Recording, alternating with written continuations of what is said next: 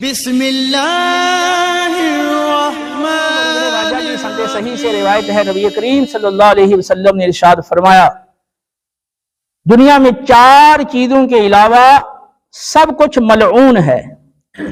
Number 1 اللہ کا ذکر، number 2 اللہ تعالیٰ کی محبوب اور پسندیدہ چیزیں اور اعمال، اور نمبر 3 عالم، اور نمبر 4 متعلم۔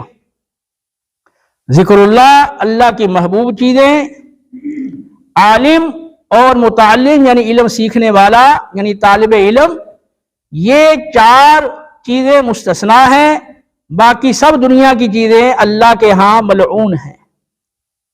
اس ترمذی کی روایت میں ہے کہ تم عالم بنو یا متعلم بنو یا پھر ان سے محبت کرنے والے بنو، ورنہ تم ہلاک ہو جاؤ گے۔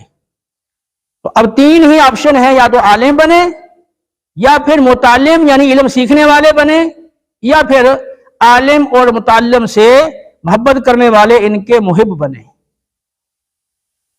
اور علم دین کے فضائل بے شمار قرآن و سنت کے اندر مذکور ہیں، اور قرب قیامت کی یہ علامت حدیث مبارکہ میں بتائی گئی۔ صحیح بخاری اور صحیح مسلم میں یہ حدیث موجود ہے کہ قرب قیامت میں علم اٹھ جائے گا۔ جب عرض کیا گیا یا رسول اللہ کیا سینوں سے علم کو سلب کر لیا جائے گا، تو فرمایا کہ نہیں، علماء دنیا سے چلے جائیں گے، پیچھے صرف جاہل رہ جائیں گے، اور لوگ جاہلوں کو اپنا سردار بنا لیں گے، اپنا پیشوا بنا لیں گے، وہ بغیر علم کے فتویٰ دیں گے۔ اس طرح وہ خود بھی گمراہ ہوں گے اور دوسروں کو بھی گمراہ کریں گے۔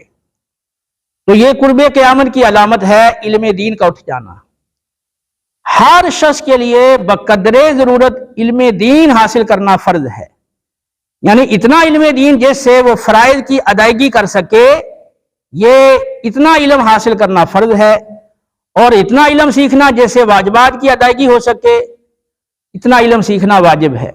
اسی طرح اتنا علم جس سے سنت کی ادائیگی ہو سکے، اتنا علم سیکھنا سنت ہے، اور اتنا علم جس سے فرض کفایہ کی ادائیگی ہو سکے اور لوگوں کی شرعی رہنمائی کی جا سکے، تو یہ سیکھنا مستحب ہے۔ تو اس حوالے سے بھی ہمیں متوجہ ہونا چاہیے کہ والدین کی اطاعت و فرمانبرداری کرنے کے ساتھ ساتھ باقاعدہ علم دین حاصل کریں۔ آج کے دور میں علم دین حاصل کرنے کے ذرائع بہت زیادہ بڑھ گئے ہیں۔ پہلے دور میں تو لمبے لمبے سفر کرنے پڑتے تھے، بھوکیں اور پیاسیں اور فاقے برداشت کرنے پڑتے تھے۔ اس دور میں جہاں دیگر امور کے اندر سہولیات بڑھی ہیں، علم دین حاصل کرنے کے حوالے سے بھی سہولیات بڑھ گئی ہیں۔ آپ گھر میں بیٹھے جس زبان میں چاہیں آپ قرآن پاک کی اور احادیث مبارکہ کی ٹرانسلیشن، تفسیر اور شرح پڑھ سکتے ہیں۔ جس دنیا کے اسکالر کا آپ بیان سننا چاہیں، اس کا اصلاحی بیان بھی آپ سن سکتے ہیں۔ تو دنیا کی ان ترقی والی چیزوں سے، جدید چیزوں سے دینی حوالے سے بھی فائدہ اٹھائیں، اور باقاعدہ روزانہ کچھ نہ کچھ اپنا وقت علم دین حاصل کرنے میں مصروف کریں۔